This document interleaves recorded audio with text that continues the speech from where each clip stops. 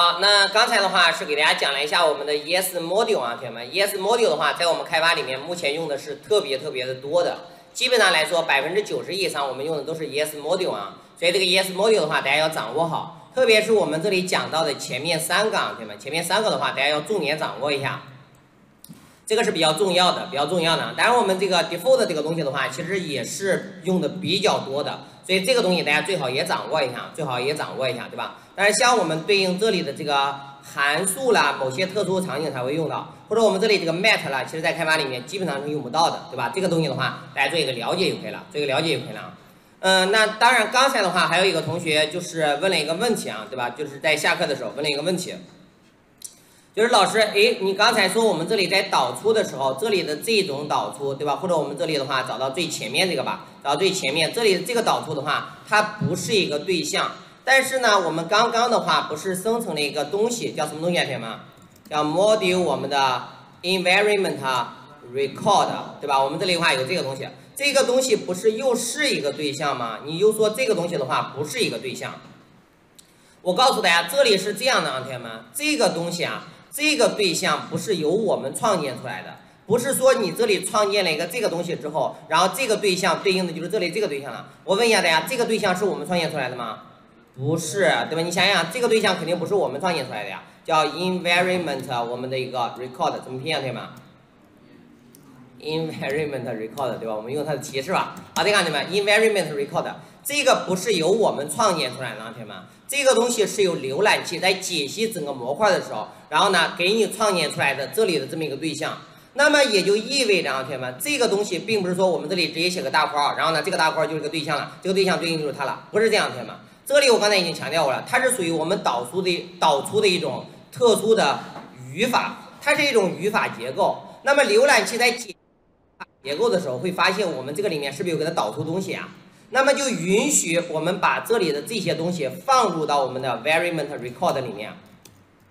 放入到这个里面，并且放入到这个里面的时候，它允许我们另外一个模块是不是对这个东西做一个导入呀？它允许对这个东西做一个导入，对这个东西做一个导入。如果你这里有 message 或者有别的一些东西的话，同学们，这个东西啊，同学们，它也有可能在运行的过程当中也会给它放到这个里面。这个东西我就没有去研究了，对吧？它也有可能会放到这个里面。但是总之，这种东西肯定是不允许另外一个地方给它做一个导入的，肯定不允许这样。所以我要告诉大家的是，这里的这个语法，同学们，我这里要强调的是这个东西，这里的这个语法不是一个。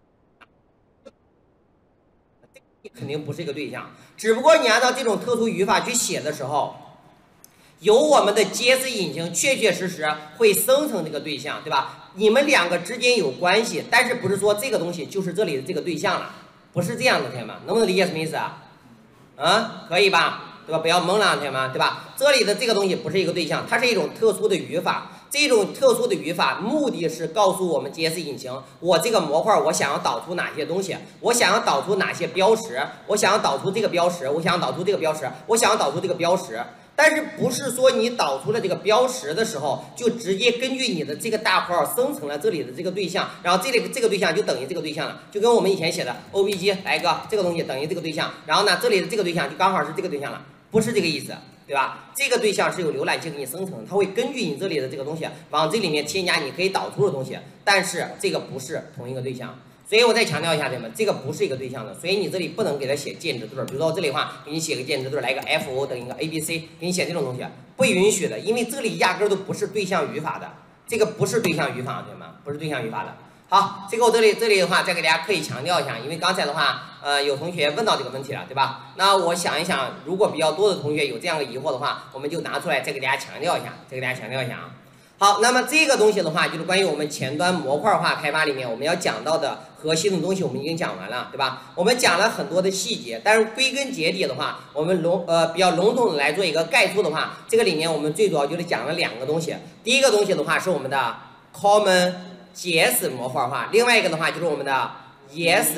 Module 的模块化。我们核心就是讲了这2个知识啊。那讲完这里的这个知识之后的话，我们接下来继续来学习我们工程化里面别的一些东西。那么工程化里面还有哪些东西我们是必须要掌握的呢？接下来讲的这个东西的话也是非常的重要的。那么这个东西的话就是我们的包管理工具。我我们要讲一下我们的包管理工具。但是什么是我们的包管理工具呢？我们先对应的包管理工具的概念做一个解释啊，对吧？好，那我们这里的话来看一下这个章节里面大概都会讲到的东西吧。因为每个我们的 PPT 里面的话都有个对应的目录，我们来看一下这个目录里面包含哪些东西。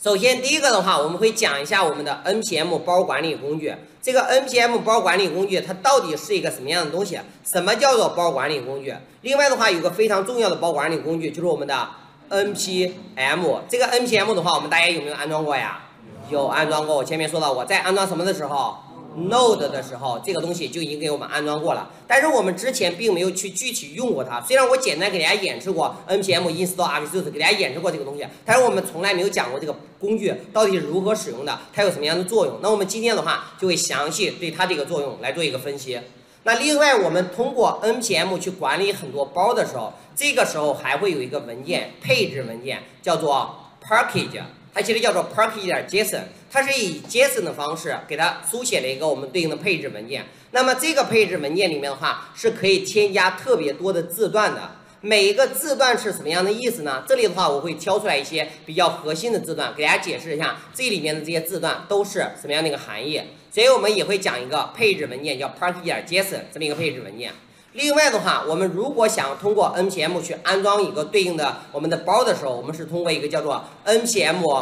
install 这个单词什么意思呀？安装的意思，我们就可以安装一个包了。比如说你在你项目里面想要用到一个东西，想要用到一个什么东西呢？假如说我们想要用到我们的 Axios， 我是不是直接来个 npm install Axios 呀？那么我项目里面就会自动做这个包了。比如说我想要用到 view， 我是不是直接写个 view 呀 ？npm install view， 对吧？比如说我们之前的话用到这个 day.js， 来个 npm install day.js， 你不需要手动去下载的，你通过这个包管理工具就可以对它做一个安装了。那么安装的过程当中，它到底是怎样一个原理呢？这里的话，我不仅仅会讲一下它的命令行工具的一个使用，我还会给大家讲一下它对应的原理，就是从你执行这个命令开始，它到底是从缓存里面拿呢，还是从服务器里面拿呢？等等等等，整个的过程，整个的原理，我会在这个位置给大家做一个讲解的。所以这个的话是我们的第三个东西。那么除了我们的 npm 这个包管理工具之外的话，还有一些别的包管理工具。那么别的包管理工具的话，很多同学应该是听说过的，有哪些东西呢？有 yarn， 对吧？那么这个 yarn 的话，它在早期的时候，对吧，有一点点要替换这个 npm 的一个趋势。当然后面的话，这个 npm 也在不断的对自己这个包管理工具做优化。所以现在的话，有一些项目在用这个 npm， 有一些项目的话在用这个 yarn， 都是有的，都是有的，对吧？所以这两个的话，现在算是并驾齐驱。但如果简单企业的话，你直接使用 npm 就可以了，因为 npm 的话它是 Node 自带的，并且的话，目前这个 npm 的话，它也将以前自己的很多缺陷，现在都已经弥补掉了，当然我们这里的话，依然是存在很多的项目在使用这个 yarn 的，比如说像 React 的项目的话，它默认使用的就是这个 yarn 来进行管理的。所以我们这里的话，不仅仅会讲这个 npm， 也会讲另外一个包管理工具叫做 yarn， 但是它们的用法都是非常的相似的。你掌握一个，然后另外一个的话，它的用法都是非常相似的。那么除了我们这里的 yarn 这样一个包管理工具之外的话，还有另外一个东西叫什么东西呢？CNPM， 对吧？这个 CNPM 的话是在我们国内的时候可能会经常用到的一个包管理工具，叫 CNPM。这个 CNPM 的话，我们经常会给它设置一个镜像，镜像的目的的话是为了让我们去下载某些包的时候，这个速度更加的快一点，对吧？这个东西的话，我们讲到的时候再具体来说，啊。那么除了这里的这个东西之外的话，其实在我们安装 NPM 的时候，这里还有个工具叫做 npx， 你发现这里好多东西啊，对吧？但是每个东西都有自己特定的应用场景啊，你记住每个东西特定应用场景，你自然就知道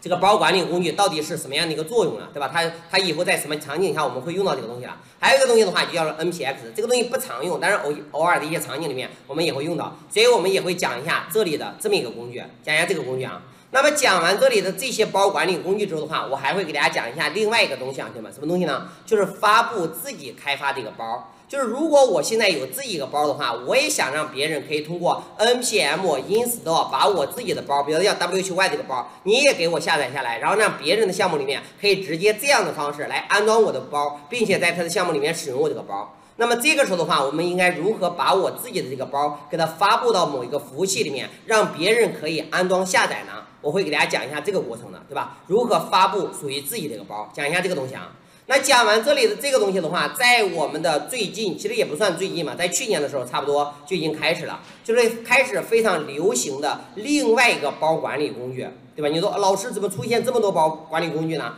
我说过，任何一个新技术出现都是为了解决原来技术的痛点的。我告诉大家，以前 NPM 和 YARN 呀，它存在一个让大家都无法忍受的痛点，但是没有办法，以前大家都是这样来用的，没有办法，对吧？那么很多的项目的时候，它占用的内存空间非常大，但是以前的话，大家也没有更好用的一个工具，所以一直在忍受的。但是呢，直到有一个新的工具的出现，当然这个工具也不算新了，它其实发布的很早，但是呢，它不断在这个工具做一个优化，并且这个工具里面的话，利用了操作系统里面的软连接和硬连接的一个思想。然后对原来这里的这个 NPM 和我们的 YARN 的这个东西的话，做了很大程度的一个优化，它的优化是非常大的，非常大的。所以目前的话，我昨天的话也这个有发一个微博，对吧？也发一个朋友圈的一个东西。然后呢，目前在我们开发里面，我个人是非常推荐这个 PNPM 的，因为它真的非常的好用，非常的好用啊！包括一些 Vue 的项目啦，包括这个像这个字节啦等等很多的这个项目里面的话，他们现在都是在使用对应这个 PNPM 的，因为这个东西真的很好用。为什么很好用？我们讲到的时候会具体给大家讲，不仅仅讲它的使用，我也会给大家讲它的原理的，对吧？本来的话，我想简单讲一下这个原理，但是我发现，如果要想讲清楚这个 PNPM 的原理的话，我们必须还要讲到一些操作系统里面的一些概念，比如说软连接和硬连接。什么叫做软连接？什么叫做硬连接？所以在我们讲这个 PNPM 的时候，我还会给大家讲一下什么叫做软连接，什么叫做硬连接，对吧？对于我们的操作系统里面的一些概念的话，也会做一个解释，但是不复杂的同学们，一点都不复杂，对吧？所以你到时候的话，只要认真听，都是可以掌握这个东西它的一个原理的。掌握它的原理，不仅仅掌握它的用法，而且掌握它的原理。那么面试的时候，如果问到你 PNPM 和这个 NPM、YARN 有什么样的区别的话，你就可以将它的原理给它回答出来，对吧？因为它真的很好用，它很好用的话，肯定跟它底层是有关系的。那么它底层如何做的，我后面的话就会给大家讲到了。好，那这些的话就是在我们这个章节里面，我们大概会讲到的一些东西啊，对吗？这个里面的细节的话还是非常的多的，因为我在讲每个知识的时候，我会尽可能把更多的一个细节告诉大家。有一些细节的话，我们现在就会用到；有一些细节的话，可能在我们以后做项目的时候，我们才会用到，对吧？那么在讲每个知识点的时候，我都会给大家强调这个东西的，对吧？另外，大家不用觉得细节非常多啊，对吗？你最重要的是在听课的过程当中，还是理解我讲这个东西到底有什么用，对吧？等到你课下的话，你可以对它做一个总结，并且等到你真正做项目的时候，你见到这个东西，你立马能反应过来，这个东西是一个什么样的作用就可以了。其实有一些东西在我们正式开发里面，我们是很少手动去操作它的，对吧？可能有一些脚手架已经帮助我们配置好了，但是我们要想理解它底层做了什么样的一个事情的时候，我就会给大家讲很多细节的东西，比如这里原理性的东西啦，这里的这些原理性的东西啦，对吧？或者这里这个工具的用法，这里这个工具用法，这里这个工具用法，我就会给大家讲到很多的一个细节了，很多细节啊。好，这个的话是在我们这个章节里面大概会讲到的一些东西，我简单做一个说明。那说明完这个东西之后的话，我把刚才这部分先来保存个